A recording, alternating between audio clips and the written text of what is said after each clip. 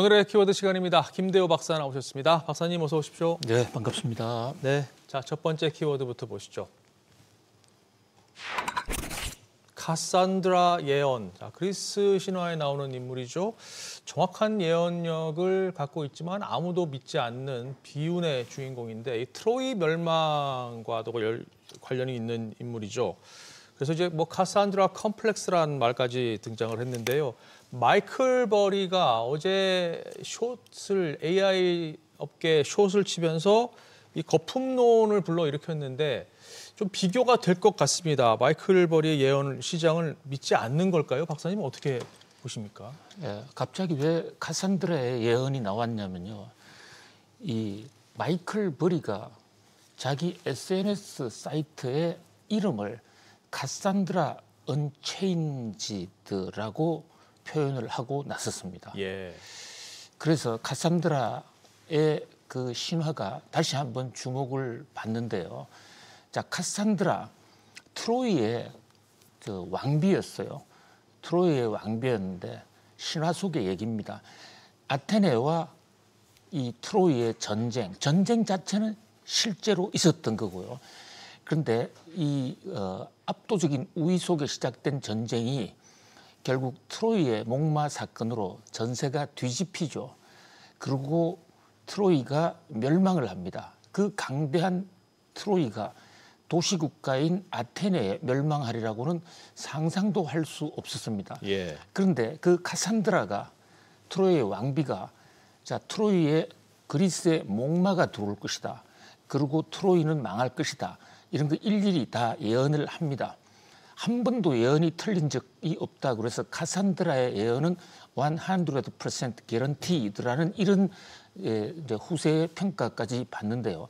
틀릴 수가 없었던 게 태양의 신 아폴론으로부터 예언의 능력을 부여받거든요. 예.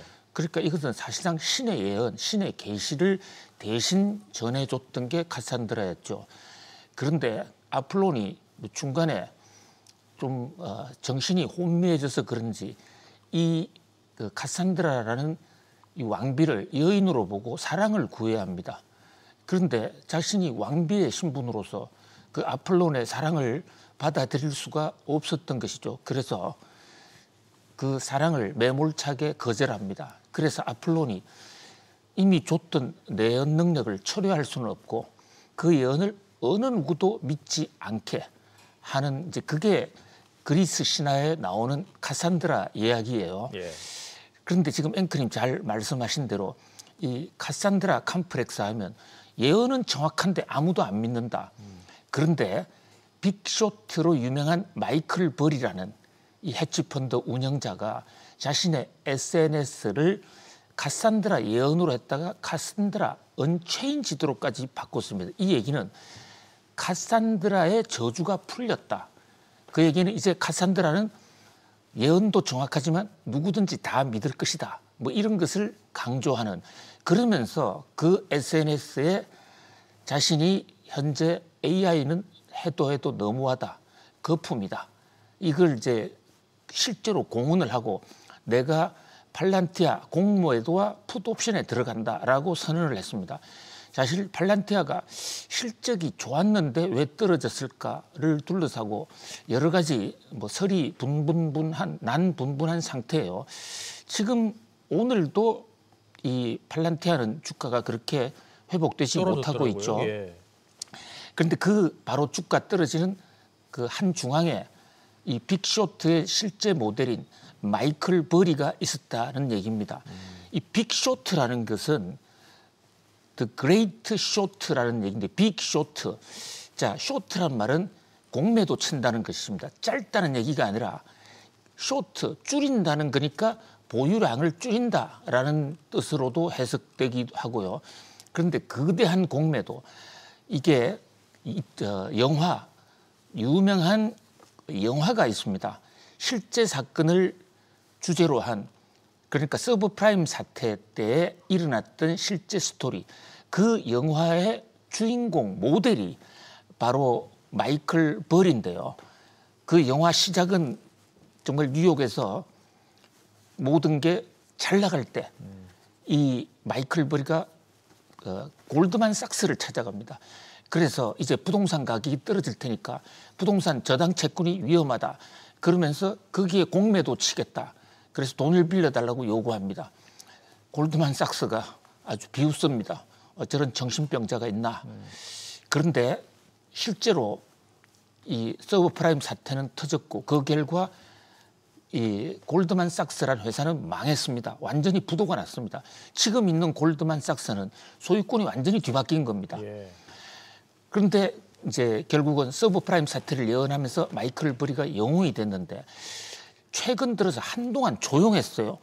그런데 카산드라의 예언이라는 제목으로 SNS 아이디를 만들더니 팔란티아를 정조준해서 공격을 했단 말이죠. 그러니까 가뜩이나 팔란티아가 PER이 굉장히 높아져 있는 상태니까 사람들이 놀란 것이죠.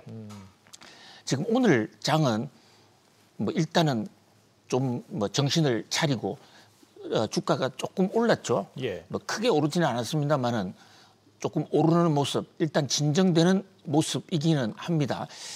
그러나 현재 지금 이 빅쇼트의 주인공인 마이클 버리가 계속해서 공매도와 풋옵션, 자 공매도로는 없는 주식을 미리 팔아서 가격을 더 떨어뜨려서 이득을 얻는 게 공매도고요. 근데 이번에는 공매도보다도 풋옵션 양이 굉장히 많다라고 본인이 지금 현재 스스로 그 실토를 하고 있습니다. 예. 풋옵션이라는 게 주가가 떨어질 때도 지금의 가격으로 팔 수 있는 권리거든요. 네. 그렇다면 풋옵션도 그런 좋은 혜택을 받으려면 지금 싼 가격, 지금 그 수수료를 내야 됩니다. 그러니까 공매도하고 사실 비슷한 성격이 있는 것이죠. 그럼에도 불구하고 풋옵션을 하는 것은 앞으로 주가가 떨어질 것이다 라는 데에 지금 배팅을 하고 있다 이런데 물론 마이클 버리가 2008년에 정확하게 맞췄다고 그래서 이번에 또 맞추란 법은 없는 것이죠. 예. 이 역사가 반복이 되지만 그러나 똑같은 패턴으로 반복이 되는 것은 아닙니다.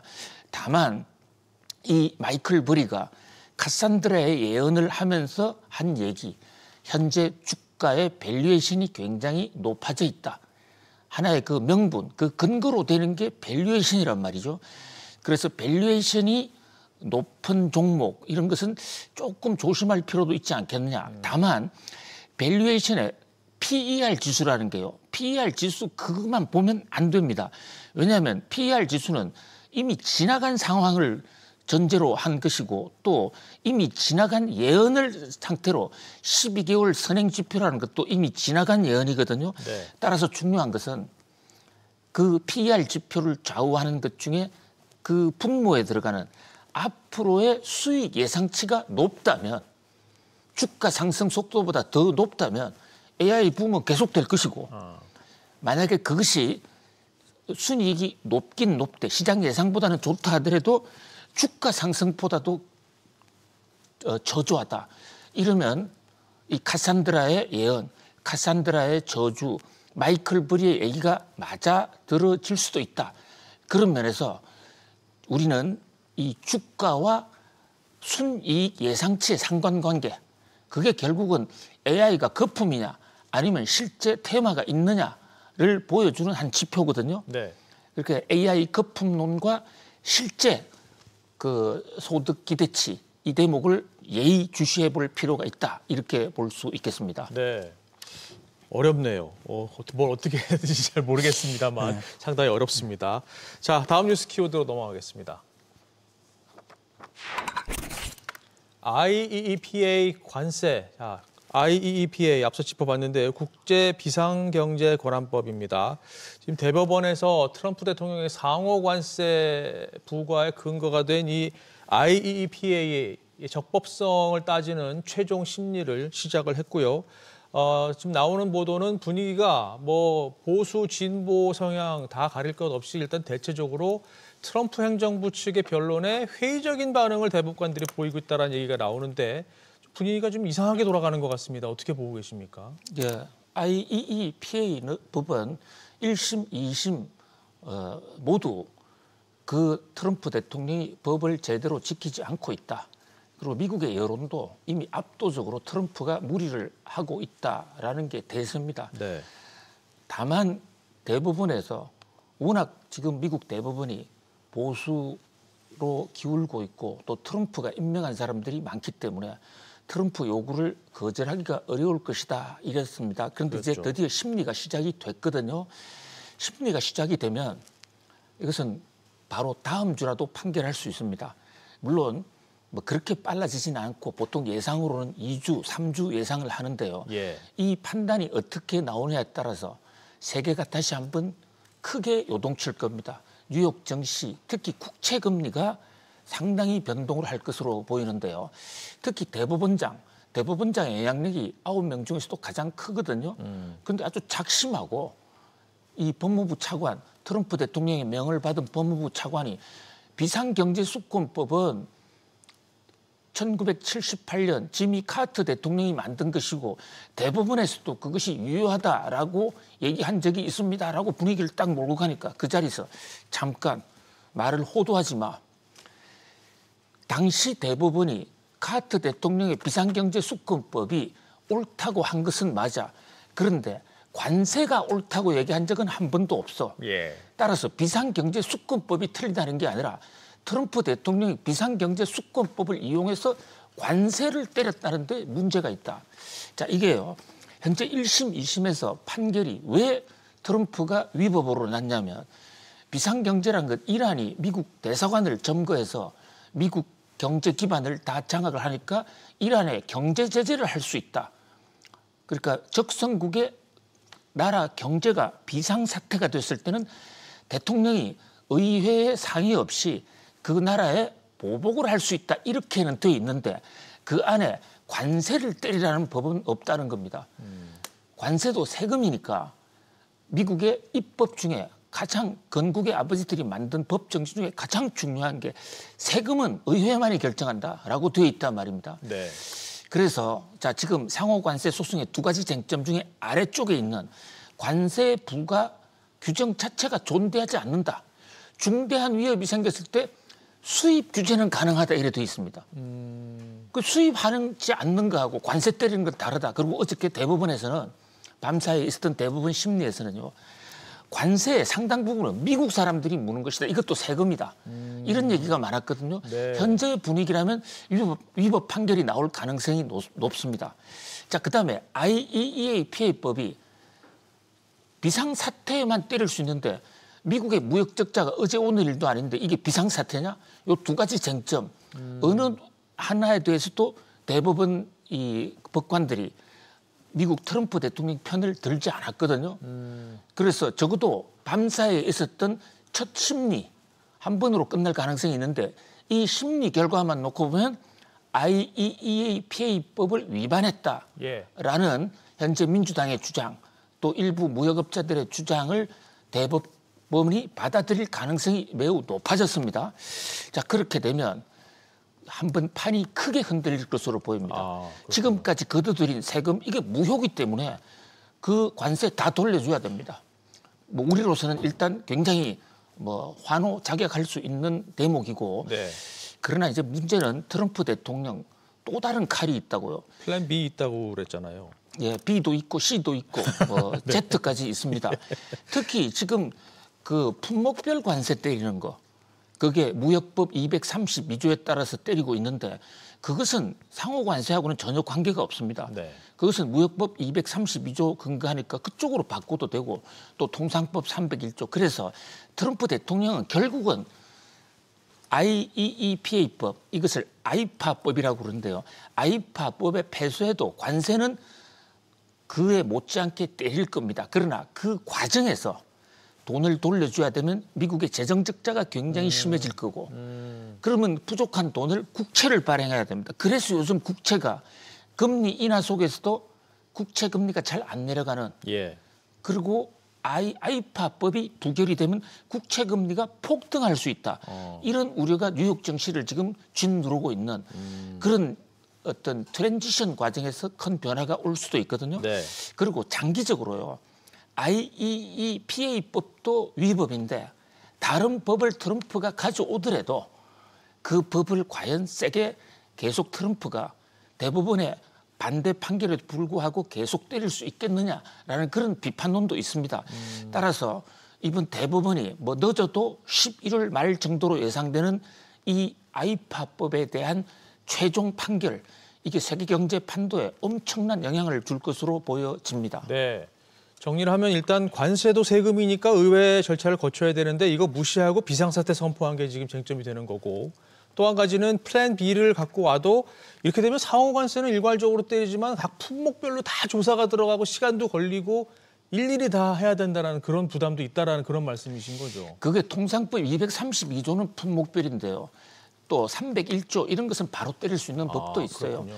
그러니까 물리적으로 트럼프가 대법원의 판결을 무력화시키면서 관세를 때릴 수 있는 법적 장치는 플랜 B부터 플랜 Z까지 다 있어요. 예. 그러니까 관세가 없어지리라고 기대하기는 어렵다. 그렇군요. 그러나 일단 돌려줘야 되고 엄청나게 이 혼란이 일어날 것이고, 예. 그리고 트럼프의 관세 폭탄에 대한 기세가 많이 약화될 것이다. 네. 이런 면에서 큰 변화가 예상된다. 이렇게 볼 수 있습니다. 알겠습니다.